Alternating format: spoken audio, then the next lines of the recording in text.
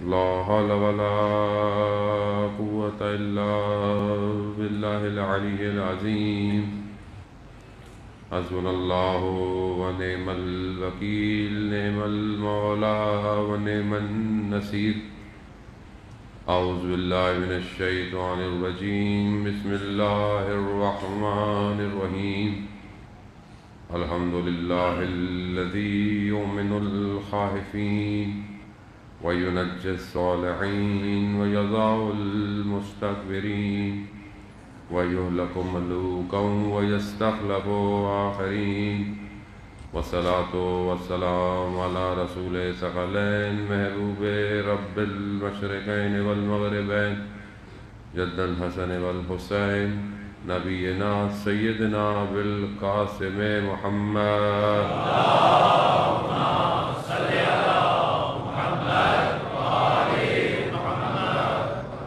وآله الطيبين الطاهرين المعصومين، لا سيما بقية الله في الأرضين. روحي وأرواحنا لتراب مقدمة الفداء ولعنة الله على أعدائهم أجمعين.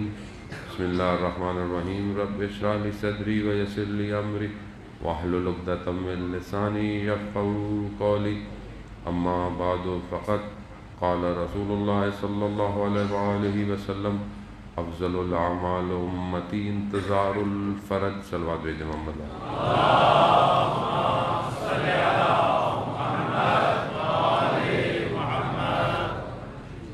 عزیزان سید الشہداء،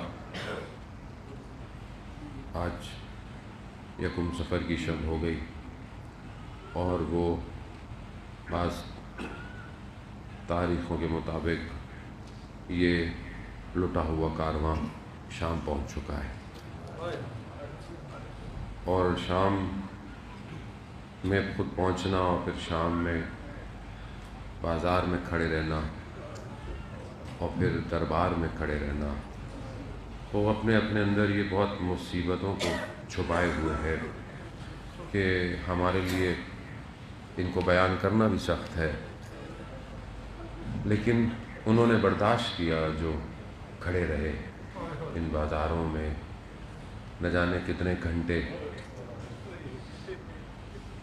اور ہم تو ان چند دنوں میں بھی اپنی طرف سے جو انسان کوشش کرتا ہے عزاداری کو، آپ نے بھی کیا، یقیناً آپ مسلسل کر بھی رہے ہیں، اور آگے آنے والے دنوں میں بھی انشاءاللہ آپ ان ایام میں عزاداری کو قائم رکھیں گے.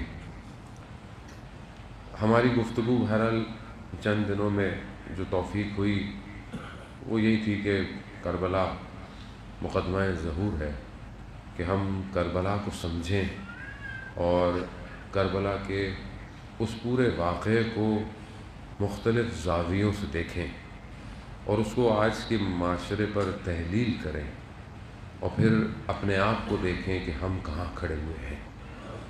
یہ جو مارکا ہے، یہ مارکا میں نے آپ کو پہلے بھی عرض کیا کہ یہ مارکا کوئی حادثہ چھوٹا موٹا نہیں تھا، اتفاقاً ہونے والا واقعہ بھی نہیں تھا.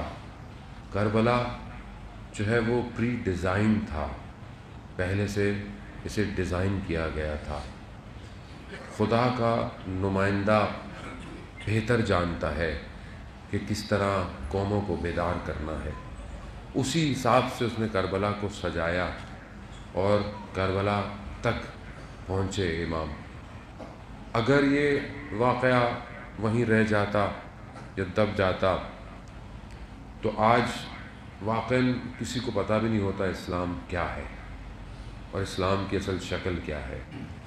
اور یہ جو آج تھوڑے بہت یزید لعین کو اچھا کہنے کے چکر میں ہے، یہ اگر نہ ہوتا اس طرح جس طرح ہوا ہے تو وہ ان کی طرح، ان کی زبانوں کی طرح وہ واقعاً امیر ہوتا. اس کی وجہ یہ ہے کہ جب گلی گلی، کوچوں کوچوں، محلوں میں، ملکوں میں جب امام حسین کا ماتم کیا گیا ہے تو دنیا کو پتہ چل گیا کہ یزید کتنا بڑا لعنتی تھا. اسی لیے یہ بڑا ضروری ہے، جیسا آپ کہیں کہ بھائی گھر میں کر لو، آرام سے کر لو. کیوں کرو؟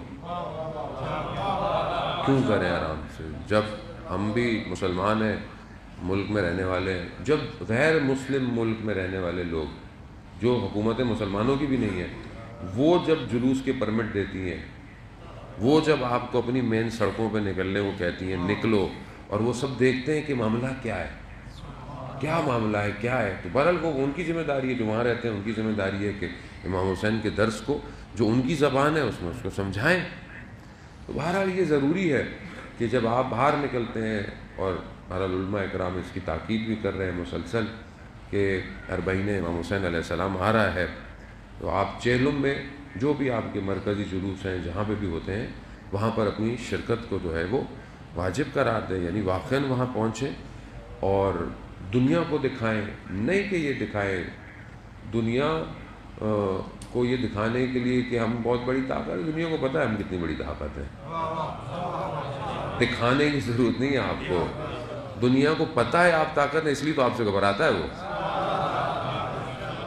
اگر آپ کو نہیں پتہ ہوتا اسے تو اسے کیا فرق پڑتا تھا، آپ کچھ بھی کرتے رہو، اسے پتہ ہے کہ یہ جو ہے وہ کروڑوں کی تعداد میں جمع ہو سکتے ہیں ہر سال اس سرزمین پر جہاں 61 ہجری میں ایک امام آیا تھا، کروڑوں کی تعداد میں اس کے لیے آ سکتے ہیں، تو جو ابھی ان کا امام ہے وہ آ گیا تو یہ کتنی بڑی تعداد میں باہر آ جائیں گے، یہی انہیں خوف ہے۔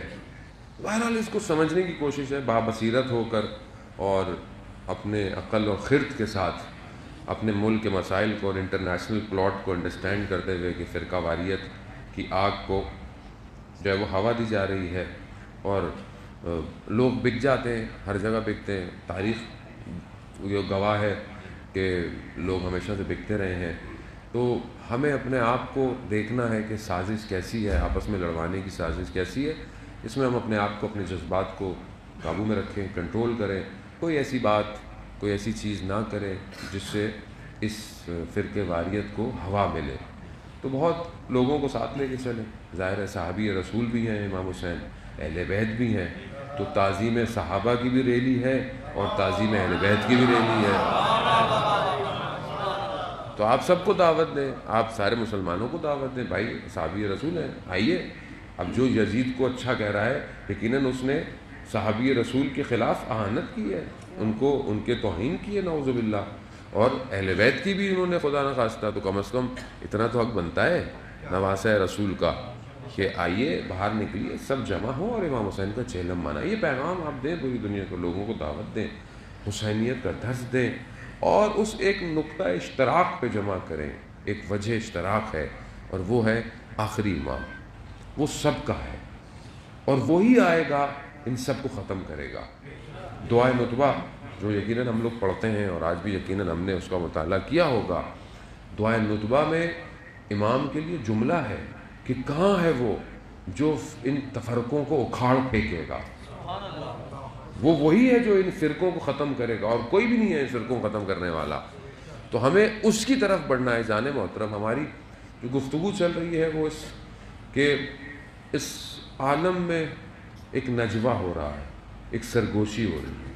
سورہ مجادلہ میں پروردگار یہ بیان کرتا ہے کہ شیطان نجوہ کرتا ہے، جب بھی تھوڑے سے لوگ جمع ہوتے ہیں آپس میں سرگوشیاں کرتے ہیں، ایک دستور اخلاقی ہے اس کے اندر کہ مثلا اگر چند لوگ بیٹھے ہوئے ہیں تو 2 لوگ کان میں بات نہ کریں، خامخواہ اس کے ذہن میں غلط بات جاتی ہے، تو یہ دستور اخلاقی ہے۔ لیکن وہ قرآن جو کہہ رہا ہے کہ شیطان جمع ہو کر نجوہ کرتا ہے، سرگوشی کرتا ہے، اور خدا کہتا ہے کہ جہاں تم 3 ہو چوتھا میں ہوں، جہاں تم 5 ہو چھٹا میں ہوں، یعنی جو بھی تم نجوہ کر رہے ہو وہ کس لیے ہے؟ تم گناہ کروانا چاہتے ہو، تم دشمن ہو، تم معصیت رسول کرنا چاہتے ہو۔ اب یہ جو قرآن کی آیتیں نازل ہوئی عزیزان محترم، ہمیں توجہ کرنی چاہیے، اہل علم جو بھی ہیں، اہل سنت ہوں، جتنے بھی لوگ ہیں، قرآن جب یہ اس وقت کہہ رہا ہے تو کوئی تو ہے نا جو رسول کے خلاف نجوہ کر رہا ہے۔ بھئی کس کے لیے بات ہو رہی ہے؟ قرآن کس کے لیے بات کر رہا ہے کہ یہ نجوہ کر رہے ہیں، یہ پیچھے پلاننگ کر رہے ہیں، سرگوشی کر رہے ہیں۔ قرآن واضح کہہ رہا ہے، جب سامنے آتے ہیں آپ کی تعریف کرتے ہیں، لیکن جب پیچھے ہوتے ہیں تو آپ کے خلاف یہ نجوہ کر رہے ہیں، سرگوشی۔ لیکن کرنے دو، خدا کو سب پتہ ہے یہ کیا کر رہے ہیں، کیوں؟ کیونکہ شیطان جتنا بھی طاقتور ہو جائے اس کے علم سے باہر تو نہیں ہو سکتا. جتنی بھی اپنی طاقت اور حکومت کو بنا لے اس کی حکومت سے باہر تو نہیں ہو سکتا. تو جب تک خدا نے ڈھیل دی ہوئی ہے کر لو، لیکن جب پکڑ ہوگی تو پھر خدا پکڑ لے گا. تو یہ گھبرانے کی بات نہیں ہے کہ دشمن اس ٹائم نجوا کر رہا ہے. اگلا حصہ کیا ہے کہ مومنین بھی نجوا کرتے ہیں، یعنی مومنین بھی جو ہے وہ سرگوشی کرتے ہیں. اب اس زمانے میں یہ ہوتا تھا کہ ہر کوئی آتا تھا کہ رسول خدا سے کہ مجھے آپ سے بات کرنی ہے، تو رسول کے کان میں بات کر دیتا. تو قرآن نے آیت بھیج دی. قرآن نے آیت بھیج دی. کیا بھیج دی؟ کہ اب اگر رسول سے نجوا کرنا ہے تو صدقہ دو. پہلے صدقہ دو پھر نجوا کرو. اب بہرحال وہ تو رسول ہے، اب خدا جانتا ہے رسول کو کس اس میں رکھنا ہے. خدا کا نمائندہ ہے، خدا کی مرضی. یقیناً ہو سکتا ہے خامخواہ کے سوال پوچھتے ہوں یا پتہ نہیں کچھ اور پوچھتے ہوں، یا بہرحال رسول کا وقت، رسول ہے، رحمۃ اللہ عالمین ہے، کائنات کا وقت، سب کچھ ہوگا، وہ کتنا امپورٹنٹ ہوگا. بہرحال وہ اپنے معاملے جو بھی ہیں، لیکن جو دل چاہے آتا ہوگا، کان میں بات کر لیتا ہوگا. تو کہا نہیں، نجوا کرنا ہے صدقہ دے کے آؤ. تاریخ ہے، روایات ہے.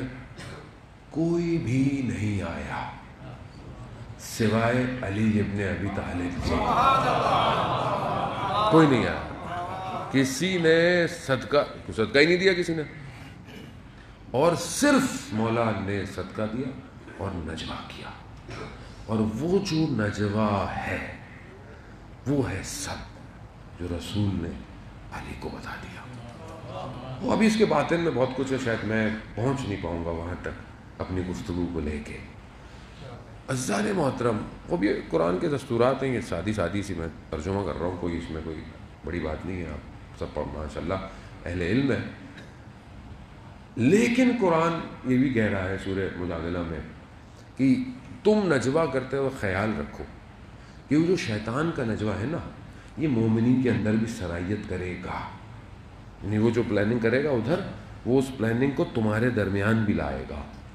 تو وہ کہا ہے کہ تم بچنا کہ شیطان کا نجوا نہ ہو، یعنی تم کہیں اس کی اس پلاننگ کے حصے میں شامل نہ ہو جانا.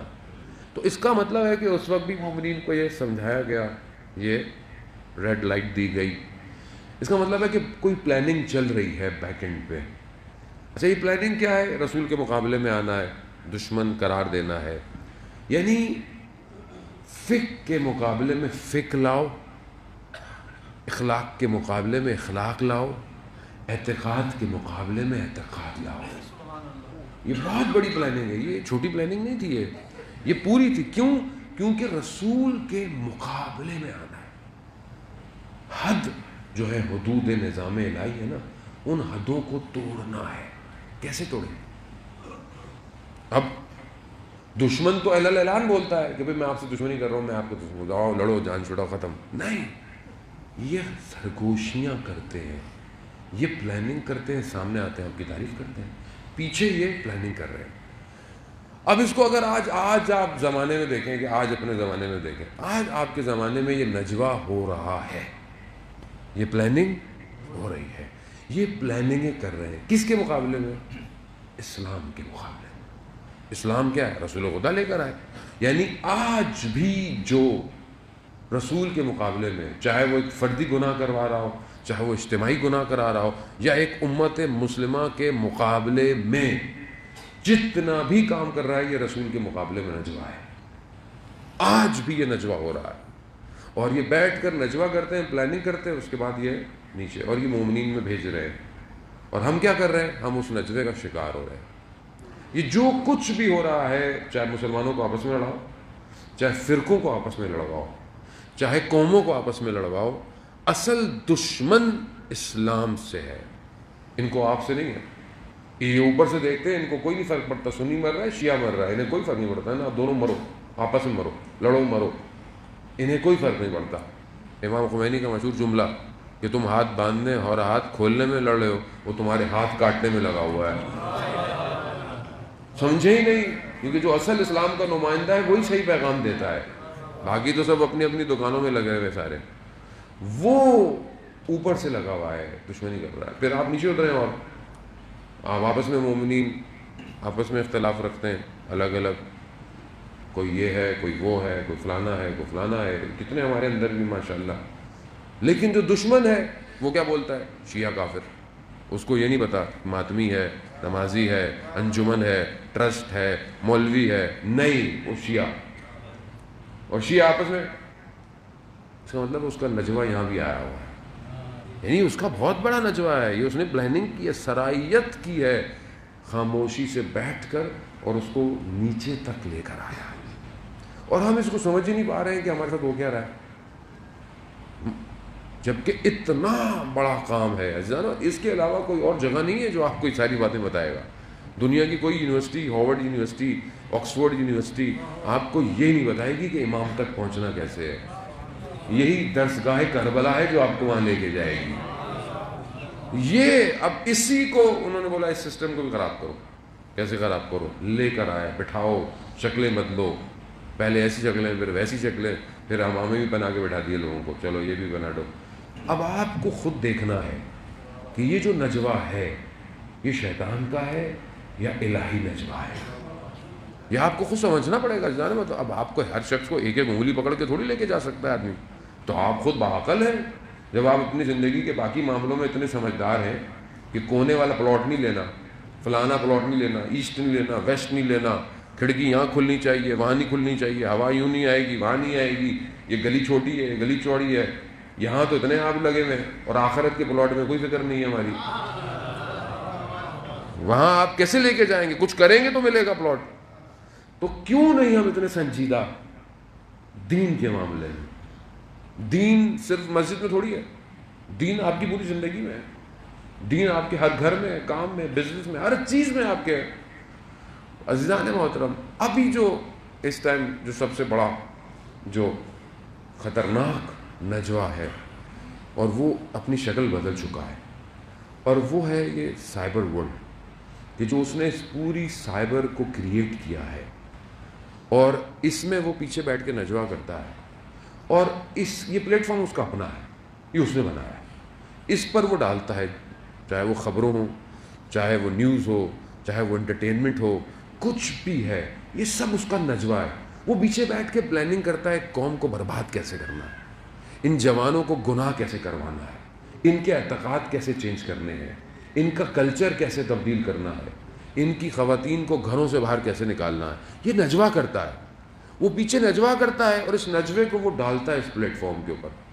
24 گھنٹے نیوز چینلز, یہ جو خبریں دے رہا ہے, یہ جو پوری دنیا کا آپ کو پتا ہے کہ 96 سے 95 سے زیادہ یہ پورا سوشل میڈیا, پورے دنیا کے چینلز, پروڈکشن کمپنیز صرف چند کمپنیوں کے ہاتھ میں ہیں, چند کمپنیاں.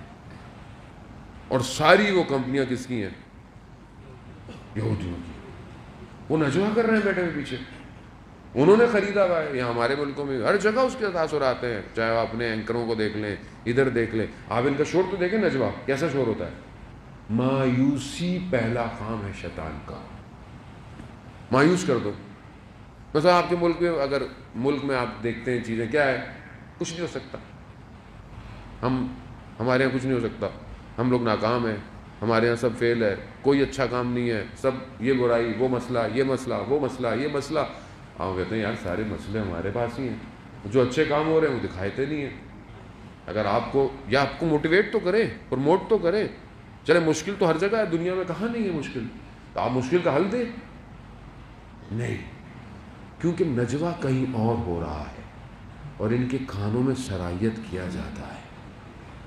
ہر آدمی استعمال ہے. یہ دنیا کے سارے چینل جو 24 گھنٹے چلتے ہیں اس ٹائم, یہ سب, یعنی یہ بعض جو آپ کہتے ہیں اخلاقی برائی چیزیں جو ہوتی ہیں وہ حرام ہیں. یہ جو نجوہ ہے یہ حرام سے بھی بڑھ کر ہے.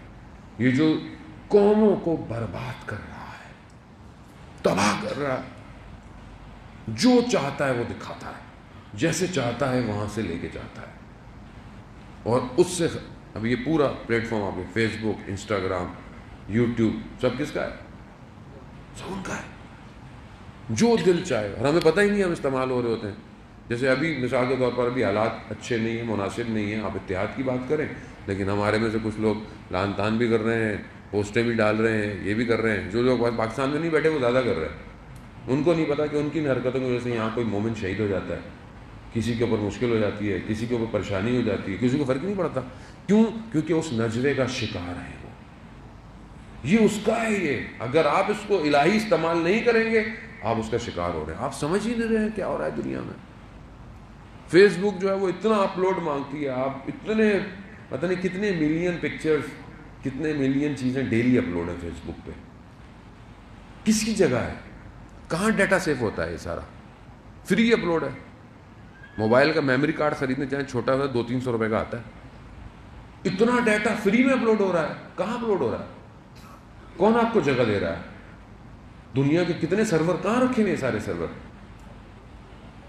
کس کی ہے یہ اسپیس؟ کون ہے جو آپ کی عادتوں کو دیکھ کر آپ کے اوپر ٹیسٹ کرتا ہے چیزوں کو، آپ کی لائکس دیکھ کر آپ کے لیے چیزیں ڈیزائن کرتا ہے؟ مگر آپ کو سمجھ میں نہیں آتا. آپ 2 چیزیں لائک کریں، آپ کے فیس بک پہ، یوٹیوب پہ سائٹ پہ وہی اشتہار آنا شروع ہو جائیں گے. کیوں؟ آپ بعض اوقات بولتے بھی نہیں ہیں، آپ صرف گئے ہوتے ہیں کسی جگہ پر، اس جگہ کی لوکیشن کی وجہ سے ایڈ آنا شروع ہو جاتے ہیں آپ کے. کیسے آ رہے ہیں؟ خوب نجوا کر رہا ہے وہ، محنت کر رہا ہے وہ. بچے کے ہاتھ میں موبائل دیں، ٹیبلٹ دیں، نہیں ریسرچ.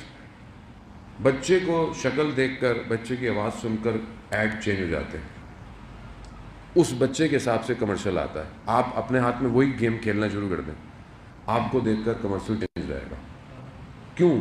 وہ فیس ریکگنیشن کر رہا ہے. آپ نے، ہم تو خود ہی دیتے ہیں نا بھائی، وہ موبائل تو دیکھیں میرے منہ سے کھل جاتا ہے. وہ آپ کے سارے فیس فیچر لے رہا ہے، آپ کی فنگر پرنٹس، آپ کی ساری چیزیں اس نے ڈیٹا لے لیا ہے. ایک ایک شخص کی انفارمیشن اس کے پاس ہے. وہ آپ کی ساری انفارمیشن رکھتا ہے. آپ سے بغیر پوچھے وہ آپ کی باتیں ریکارڈ کرتا ہے، وہ آپ کی ویڈیو ریکارڈ کرتا ہے. وہ نجوا کر رہا ہے. کیوں؟ کیونکہ وہ بہت بڑے معرکے کے لیے تیار ہے. بہت بڑا معرکہ ہونے والا. کربلا بہت بڑا معرکہ تھا، اب اس سے بڑا معرکہ ہونے والا ہے دنیا کے اندر. آسان ہے، آپ سمجھتے ہیں. یہ جو آپ کو روڈوں میں عجیب عجیب سی شکلیں لوگ نکلے ہوئے باہر مل رہے ہیں آج کل، یہ نجوا ہے ان کا. یہ انہوں نے نجوا کہیں کیا ہے، اس کے اثرات یہاں ہو رہے ہیں. یہ دکھا رہا ہے یہ دجال اپنی فوج پوری دنیا میں جمع کر رہا ہے. اور کیا ہے؟ مطلب حسین کے مقابلے میں اگر کوئی آئے تو کون ہوگا؟ کون ہوگا؟ آپ سوچو، امام حسین علیہ السلام کے مقابلے میں کوئی آ رہا ہے، کون ہوگا؟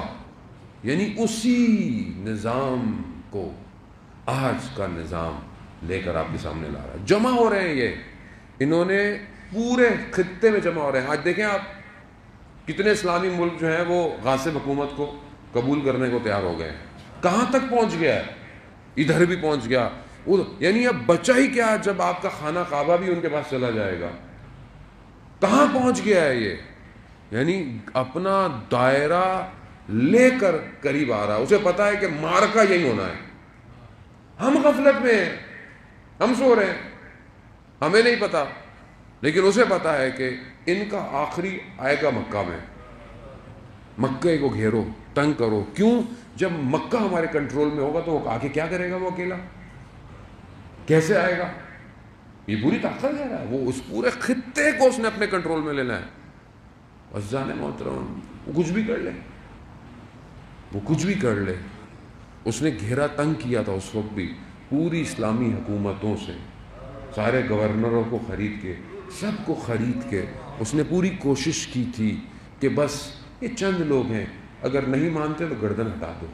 2 تو ادھر ادھر ہو گئے، لیکن یہ ایک، کیونکہ اللہ کا نمائندہ تھا، یہ نہیں ہوا. یہ وہاں لے آیا، یہ ان کو بھی لے آیا.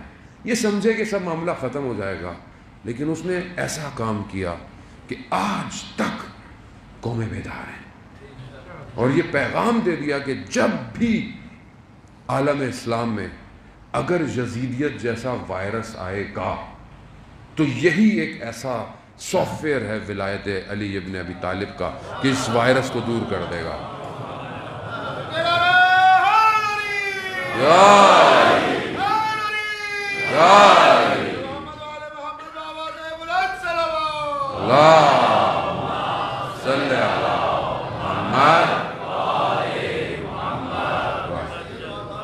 یہی ہے عزیزان محترم. یہ جہاں بھی ہوگا یہ پوری کوشش کر رہا ہے پوری دنیا میں اس وائرس کو پھیلایا جائے. نفرتوں کے، فرقوں کے، فرعونیت کا، نمرودیت کا، شدادیت، قارونیت، پیسے سے، دولت سے، سوشلزم سے، کیپٹلزم سے، ہر چیز سے پھیلا دو. دنیا کو جکڑ لو اپنے قبضے میں. ہر طرح کے جو جہاں خریدتا ہے، بکتا ہے، ٹوٹتا ہے، توڑ دو اور اس پوری دنیا کو ایک ہی وائرس میں مبتلا کر دو. لیکن یہ بھول گیا کہ یہاں پر تم کچھ بھی کر لو، تمہارے سارے نجوے خدا سن رہا ہے، تمہارے سارے. اور وہ اپنے نمائندے کو بھیجے گا. کیوں؟ کیونکہ اس نے وعدہ کیا ہے اور وہ اپنے وعدے سے پیچھے نہیں ہٹتا. اِنَّ حِزْبَ اللَّهِ هُمُ الْغَالِبُونَ. اللہ ہی کا گروہ ہے جو غالب آ کر رہے گا. اللہ. اب وہ پوری طاقت میں آ رہے ہیں. مدینہ پہنچ جاؤ، مکہ پہنچ جاؤ، اس کو ہم گھیرے میں لے لیں گے. یہ کہاں آئے گا؟ امام کہاں آئے گا؟ عزیزان محترم، بہرحال اس کو سمجھنے کی ضرورت ہے اور اس نجوے کو، اس پوری دنیا کی پلاننگ کو سمجھیں. آنکھیں بند کرنے سے آپ کہیں کہ کبوتر آنکھیں بند کر کے بیٹھ جائے، بلی اس کو کچھ نہیں کرے گی، تو یہ ہماری غلطی ہے.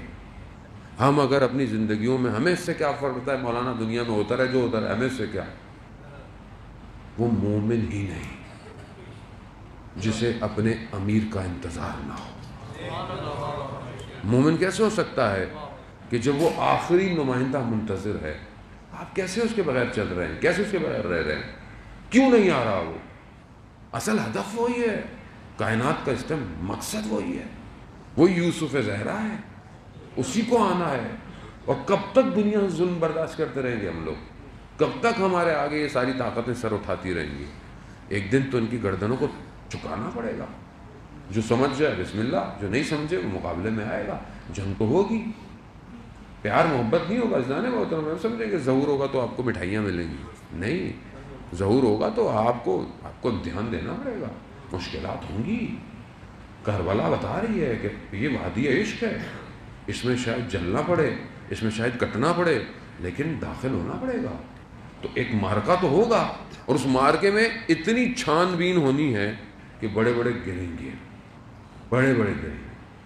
اور یہ روایات بھی یہ کہتی ہیں تمہیں اتنا اٹھا پٹخا جائے گا، اتنا تمہیں غر بغال کیا جائے گا، جو تم میں سے خالص ہوگا وہی بچ جائے گا، بچ جائے گا. یہ آسان نہیں ہے. جانے محترم یہاں دو چیزوں کی بہت شدید ضرورت ہے عملی.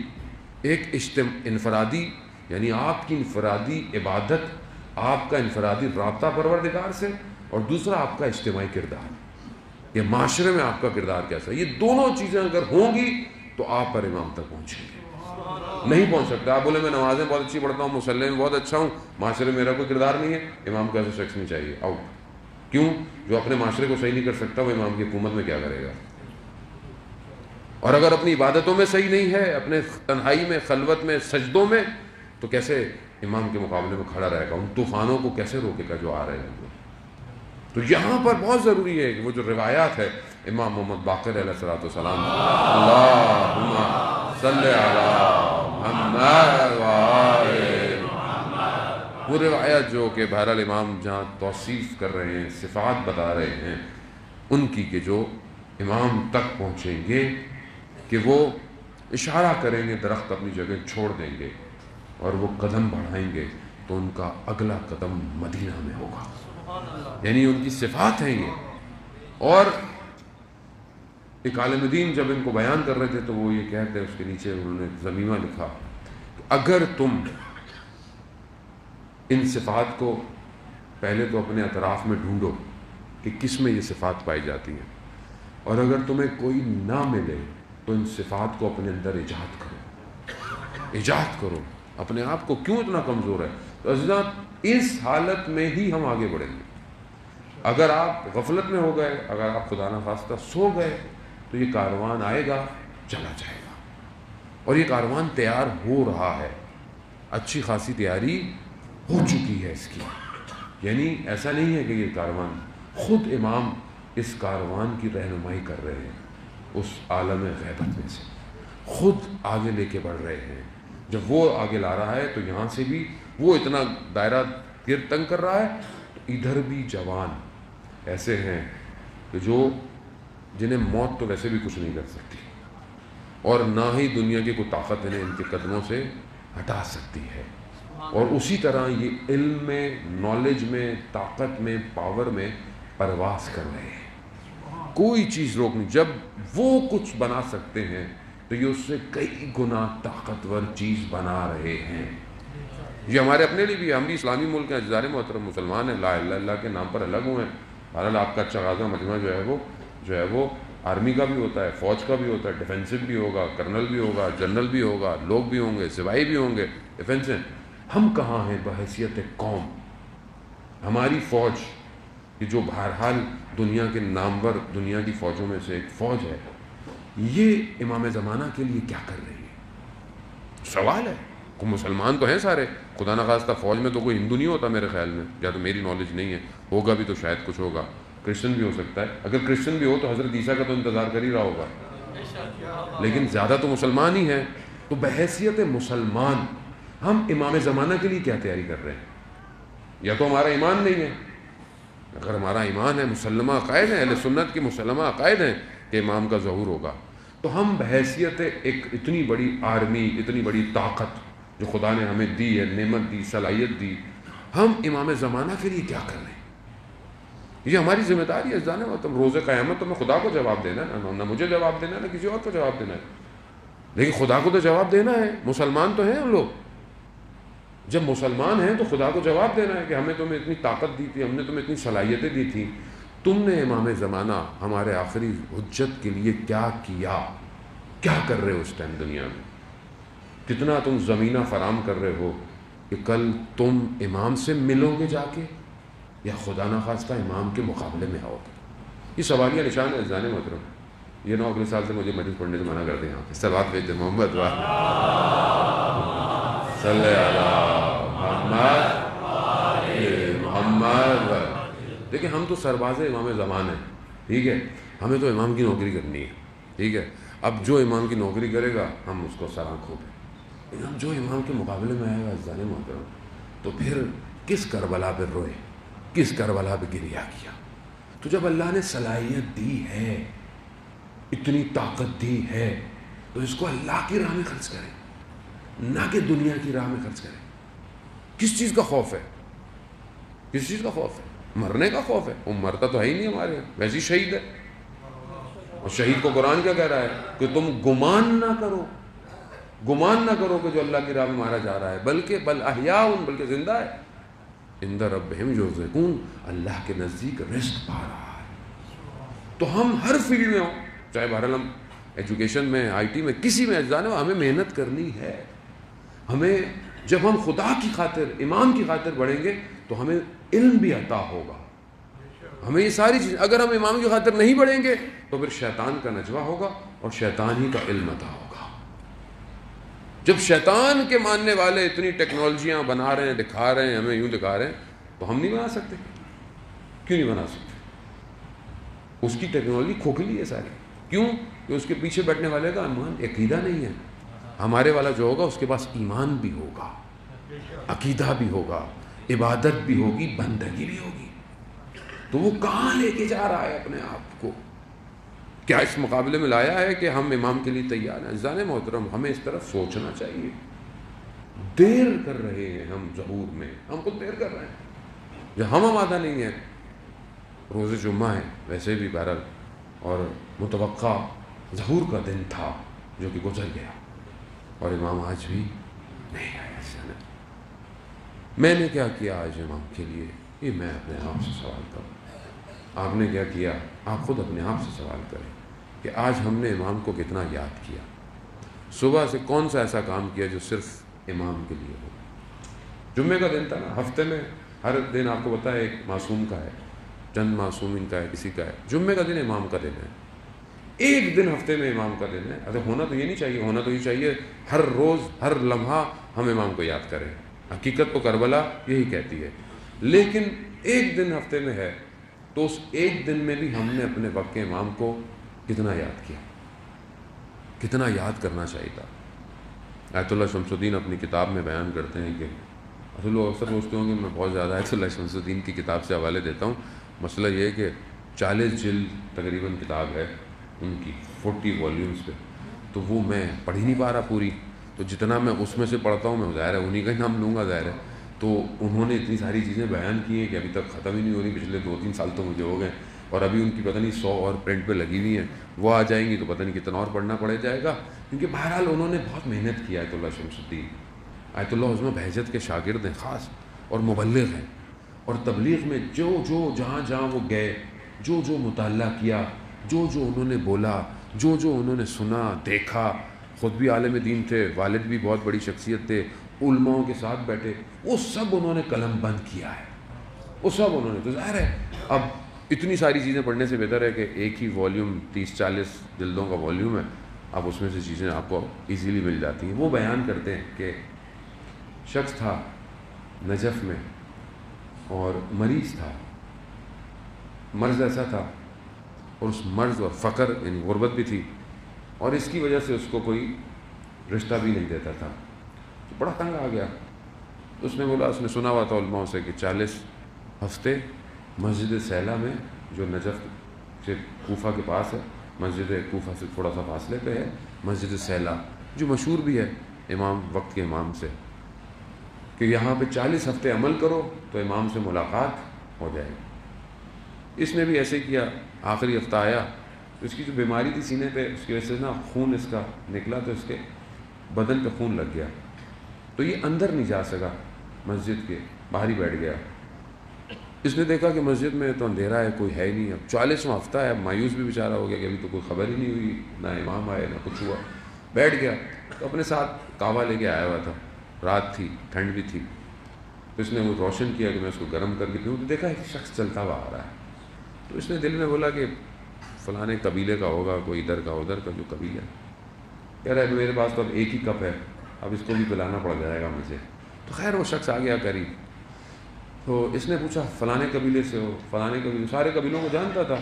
تو اس شخص نے بولا کہ نہیں، میں کسی قبیلے سے نہیں. تو اس شخص نے کہا کہ تم میرے ساتھ مذاق کر رہے ہو، یعنی کیسے ہو سکتا ہے کسی کو؟ اس نے بولا تو اس سے کیا چھوڑو. کہہ رہا ہے خود کیسے چھوڑو؟ کہہ رہا اچھا تم یہاں کیا کر رہے ہو؟ کہا مطلب میں آپ کو کیوں بتاؤں میں یہاں کیا کر رہا ہوں، کس وجہ سے کروں؟ کہتا ہے اگر بتاؤ تو کوئی نقصان بھی نہیں ہوگا. تو کہا اس شخص نے میرے سے اس طرح بات کی، اس کے اخلاق سے میں مروب ہو گیا، تو اس کو میں پھر اپنی بات بتانے لگ گیا اور یہ ساری باتیں کرتا کہ یہ مسئلہ ہے.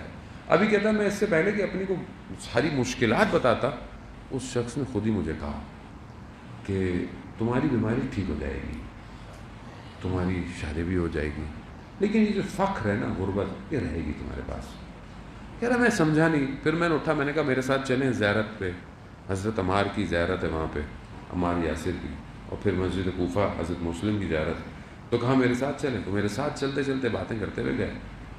حضرت عمار کے روزے پہ جب 2 رکعت نماز پڑھی میں نے، تو میں نے دیکھا اس شخص نے بھی نماز پڑھی. جیسی نماز شروع ہوئی تو نور اتنا تھا، اور اس نور نے مجھے عجیب سا کر دیا. میں متوجہ ہوا کہ یہ شخص کون ہے، یہ تو وہی ہے جس کا میں انتظار کر رہا تھا. جیسے ہی متوجہ ہوا نور چلا گیا، نور چلا گیا. اب میں اپنے آپ سے شرمندہ کہ میں نے کس طرح بات کی امام سے، کیسے بات کی. میں نے بڑا گریہ کیا، میں نے مولا معاف کر دے، مجھے غلطی ہو گئی.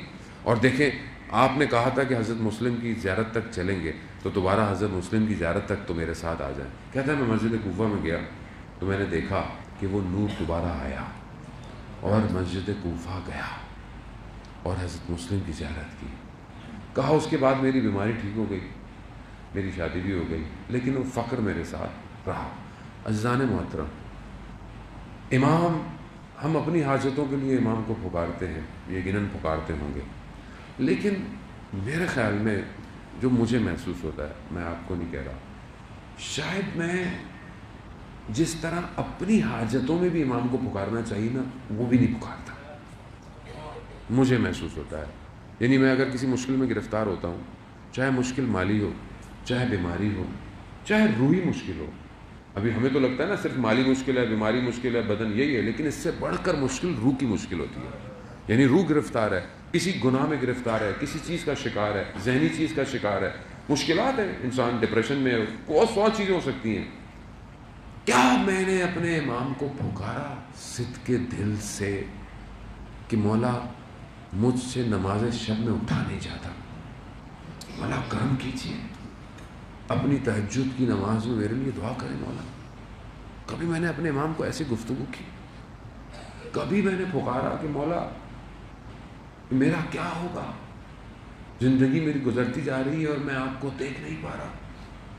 عزیزان محترم، دعائیں نتبہ پڑھیں، ترجمہ پڑھیں. عربی اگر اس طرح نہیں آتی ہے ترجمہ پڑھیں، دیکھیں تو صحیح کہاں ہے وہ کہ جو زمین اور آسمان کے متصل ہونے کا سبب ہے. کہاں ہے وہ جو طٰہٰ کا بیٹا ہے، یاسین کا بیٹا ہے. کہاں ہے وہ، کہاں ہے وہ. امام کس کو کہتے ہیں؟ امام وہ ہے کہ جو خود اصل میں عالم کا نور امام ہے.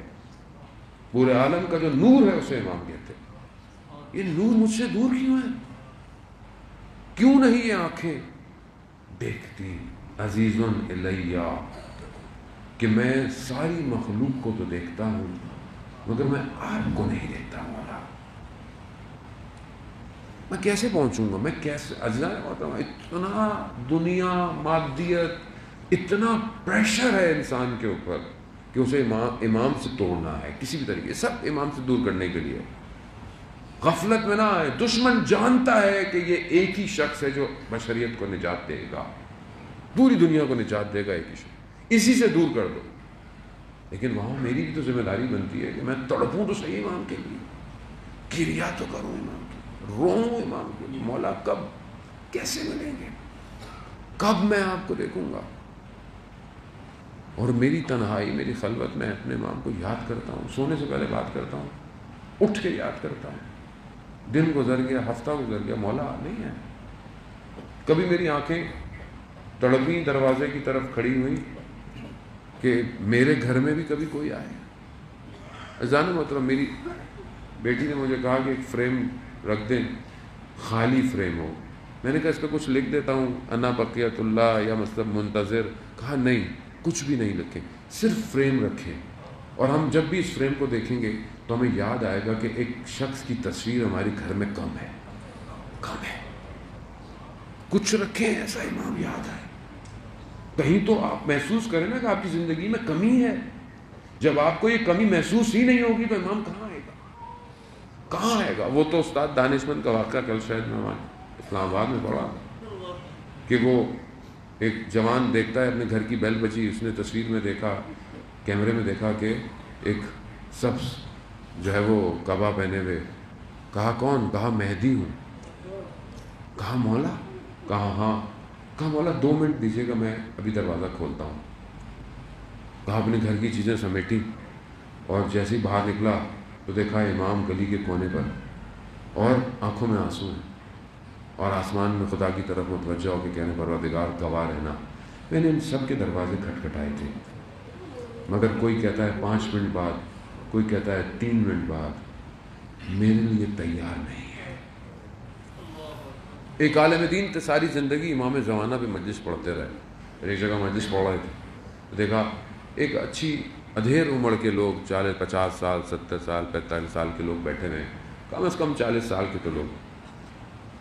تو انہوں نے کہا کہ آپ نے اگر ظاہر جس زمانے میں جس جگہ کی وہ بات کر رہے تھے وہاں ویسے ہی ہوگا کہ آپ نے اپنے گھر میں اگر مرغیاں پالی بھی ہوں، آپ نے حیات میں صحن میں مرغیاں پالی بھی ہوں اور آپ اپنے گھر آئیں اور آپ کی مرغیاں نہ ہوں تو آپ کیا کریں گے؟ کہا باہر جائیں گے، دروازے پہ دیکھیں کہیں باہر تو نہیں نکلی، باہر نہ ہو کہاں جائیں گے؟ کہا گلی کے کونے پہ جائیں گے.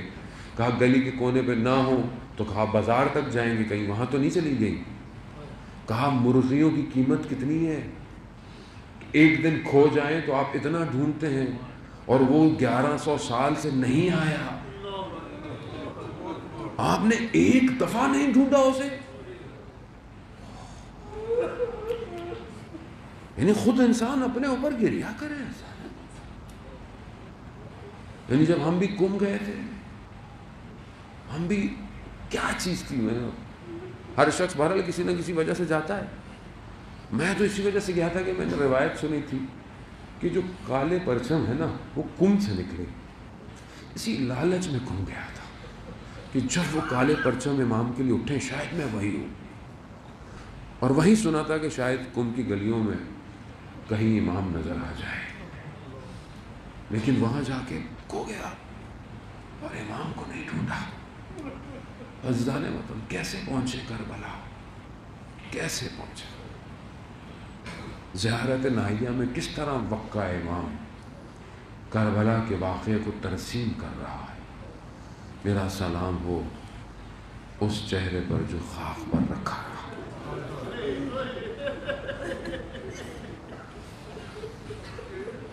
ایک ایک کر کر امام نے سلام دیا ہے. ہاں دادا، بیان ہوتا ہے کہ وقت کے امام کو بھی جو غم ہے نا سب سے زیادہ، وہ اپنی پھوپھی کا غم ہے. یقیناً یہ غم کوچہ و بازار کا غم ہے. ہاں بڑا گریہ کیا آپ نے، اور یہ ایام ویسے بھی اسارت کے ایام ہیں. عزیزان محترم، اس پورے واقعے میں جو انہوں نے روز عاشوراء بھی جو سختیاں مشکلات دیکھیں وہ تو دیکھیں، لیکن ایک بچی ایسی ہے جو روز عاشوراء بھی مشکلات دیکھتی رہی اور اس کے بعد اس کی مشکلات میں اور اضافہ ہو گیا. یہ جو بچی ہے نا، اس بچی کی اور اس بچی کی دادی میں کچھ چیزیں ایک جیسی ہیں. وہاں بھی دروازہ جلایا گیا، یہاں بھی دامن جل گیا. اللہ، بڑا سخت ہوتا ہے میرے لیے بھی پڑھنا. استاد فاطمی نے یہاں بیان کرتے تھے کہ یہ بعض مصیبتیں ایسی ہیں اسے اتنا نہ پڑھا کریں. ایک تو خود سید ہو، سخت ہے. اپنی ماں کی مسائل پڑھنا بڑا سخت ہے. یا امام زمانہ جمعے کا دن ہے، یہ سب آپ کے منتظر ہیں، ہم سب آپ کے منتظر ہیں. مولا ہماری اس مجلس میں ایک نگاہ کیجیے. آپ کی جد کا واسطہ آپ کو مولا. خطا کار ہے مولا، کب تک انتظار کریں گے؟ آپ کی نگاہ ہوگی تو ہم ایک دن میں تیار ہو جائیں گے. ہاں زاداران محترم، کیا ہے یہاں وہاں بھی آگ لگی، یہاں بھی آگ لگی. بس اگلا جملہ برداشت ہو سکے تو مجھے معاف کیجیے گا، سادات معاف کیجیے گا. وہاں بھی تماچے لگے،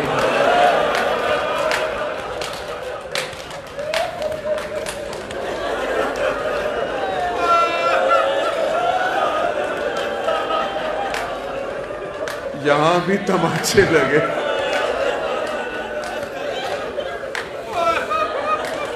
وہاں بھی باپ کے غم میں رونے نہ دیا، یہاں بھی باپ کے غم میں رونے نہ دیا. اللہ اکبر، بڑی مماثلت ہے نا دونوں میں. اللہ اکبر. اللہ، دستور پرانا تھا. کربلا میں کوئی نیا کام نہیں ہوا ہے، جو مدینہ میں ہوا وہی کربلا میں ہوا. ہاں زاداران محترم، روز عاشوراء علماء بیان کرتے ہیں کہ جیسے یہ رخصت ہوا ہے نا، مولا رخصت ہوئے نا اپنی بہن سے، تو بعض مقاتل کہتے ہیں بیٹی سے بھی رخصتی لی ہے. کیسے لی ہے؟ بہرحال بعض مقاتل کہتے ہیں کہ بہرحال امام نے بچی کو اپنے آغوش میں لیا، نہ جانے کیا کہا ہوگا. کیسے مقتل خاموش ہیں. ہو سکتا ہے یہی کہا ہو کہ بیٹا آپ سب سے پہلے ہمارے پاس آئیں گی. اللہ اکبر. لیکن جملے ہیں بچی کے مقتل کے اندر. کیا ہے؟ بچی جو صبح سے دیکھ رہی ہو کہ جو گیا ہے واپس نہیں آیا. اب باپ بھی جا رہا ہے، بابا بھی جا رہا ہے. اسے پتا ہے. بچی نے اتنا ضرور کہا، کہتے ہیں مقتل کہتا ہے بچی نے کہا بابا اگر ہو سکے تو ہمیں مدینہ واپس چھوڑ.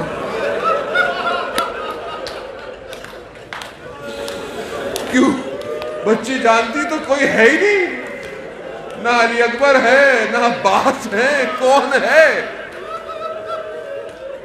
مولا کہتے ہیں بیٹا ممکن نہیں ہے، اب اجازت نہیں ہے، وقت نہیں رہا۔ ہاں زیادہ تم مولا گئے، میں نہیں پڑھوں گا مولا کس طرح گئے، کیا ہوا مولا کے ساتھ، یہ آپ سنتے رہتے ہیں، صرف اتنا پڑھوں گا باپ کے جنازے پر بیٹیاں زینت ہوتی ہیں، بس اتنا پڑھوں گا۔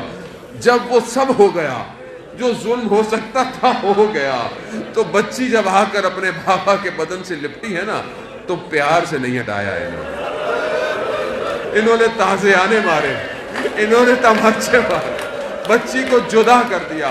ہاں دادان محترم، شام غریبہ آ گئی، اب میری بی بی بچوں کو جمع کر رہی ہے، دیکھا ایک بچی نہیں، کہاں ہے بچی؟ دیکھا مقتل اندھیرا، مقتل میں سر بریدہ لاشیں، نہ کسی کو بدن کا پتہ نہ کسی کا پتہ، لیکن جب دیکھا بچی ایک سر بریدہ بدن پہ سو رہی ہے، پوچھا بیٹی کیا کر رہی؟ کہا بابا کے سینے پہ سو رہی۔ کہا آپ کو کیسے پتا یہ آپ کے بابا کا سینہ ہے؟ یہ یاد رکھیے گا، بس ایک جملہ اگر آپ کو دوبارہ ذہن میں رہے تو یہ جملہ یاد رکھیے گا، بچی رات کے اندھیرے میں بابا کے سینے پہ سو گئی، یہ بچی یاد رکھیے گا۔ کہا بیٹا آپ کو پتا کیسے چلا؟ کہا میں تو بابا کر رہی تھی۔ ہاتھ بلند ہوئے، الیہ بے آخری دفعہ سونا ہے نا، اب نہیں ملے گا سکینہ، اب آپ نہ جانے کیسے گزریں گی، اب سینے پہ علی اصغر سوئے گا۔ وقت گزر گیا، روز عاشورہ گزرنے کے بعد 11 محرم کو، بس میں زیادہ وقت نہیں لوں گا، کچھ مراحل تک آپ کو لے کے جانا ہے۔ اصل پھر زندگی رہی نہ رہی، ہمت ہوئی نہ ہوئی، غم حسین تو رہے گا، ہم رہے نہ رہے، پھر خدا نے توفیق دی تو خدا کرے کہ یہ بچی ہماری شفاعت کروائے اپنے جد و اجداد سے۔ بچی گزری 11 محرم کو، جب کاروان کو گزارا نا، تو میں نے آپ کی خدمت میں پہلے عرض کیا تھا نا کہ اس بدن کی حالت ایسی تھی کہ سید سجاد برداشت نہ کر پائے، بی بی زینب نے اپنے آپ کو گرا دیا اس بدن کو کہ جس پر نیزوں کے نشان ہیں، جس پر کچھ باقی نہیں ہے، سر بریدہ ہے، کٹی ہوئی رگوں پہ خاک کربلا کی اٹی ہوئی ہے۔ اب اس بدن کو جس پر رات کو سوئی تھی، جب دن میں اس کو دیکھا نا تو کہا پھوپھی جان یہ کس کا بدن ہے؟ غربت امام حسین، یعنی بچی اپنے بابا کو پہچان نہ پائی۔ ہاں زیادہ محترم، وقت گزرتا گیا، جہاں جہاں یہ بچی جاتی تھی، جب بھی یہ سر اٹھاتی تھی تو نیزے میں بابا کا سر، آنکھوں سے آنسو، نہ جانے کس حسرت سے، لب خاموش، کس طرح اپنے بابا کو دیکھتی ہوگی، کیا کہنا چاہتی ہوگی، کیا کہے بابا سے، بابا یہ کیا ہے، سب سمیٹ رہی ہے، یہ سارے رستے کے غم، یہ مشکلات، ان باتوں کو جمع کرتی ہوئی یہی بچی شام کے زندان پہنچی۔ اب جب پہنچی نا تو اب اس سے برداشت نہیں، بابا، جب بابا کیا نا تو یزید لعین تک آواز پہنچی، معاملہ کیا ہے؟ کہا بچی بابا کو پکار رہی ہے۔ عزیزان موت، عزاداران موت، اس کو شاید وہ سمجھ سکے جن کی اپنی چھوٹی بچیاں ہیں۔ محسوس کرنے والی بات، بہت سی چیزیں محسوس کیا جا سکتا، بیان نہیں کر سکتا۔ چھوٹی بچیاں جو ہوتی ہیں نا، جب آپ گھر سے نکلتے ہیں نا تو آپ کے لپک جاتی ہیں، جانتی ہیں روز جائے گا روز آئے گا، پھر بھی پوچھتی ہیں بابا کب آؤ گے، بابا میرے لیے لائے کیا ہو۔ بچی ہے نا، چھوٹی بچیاں ایسی ہوتی ہیں۔ اب جب بچی نے بابا کیا نا تو اب بچے جب روتے ہیں، گریا کرتے ہیں، تو آپ کیا دیتے ہیں کہ کچھ ایسا دیا جائے کہ دل بہل جائے۔ اب یہاں کیا آیا؟ تشت، یہاں تشت آیا، کپڑا ہٹا، کیا دیکھا؟ سر بریدہ، بالوں میں خاک، چہرے پہ زخموں کے نشان، ہونٹوں پہ خون کے نشان، یہ بچی کو دیا گیا، کوئی اس کو بیان نہیں کر سکتا اس کیفیت کو جو اس بچی کی تھی، لیکن مقتل اتنا کہتا ہے بچی نے سر کو اٹھایا، خود جھکی، لبوں کو لبوں سے لگایا،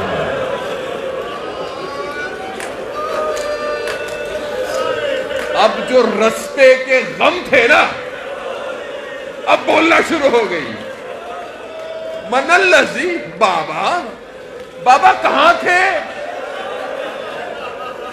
بابا خیموں کو آگ لگی کہاں تھے؟ بابا تماچے لگے کہاں تھے؟ بابا تازے آنے لگے کہاں؟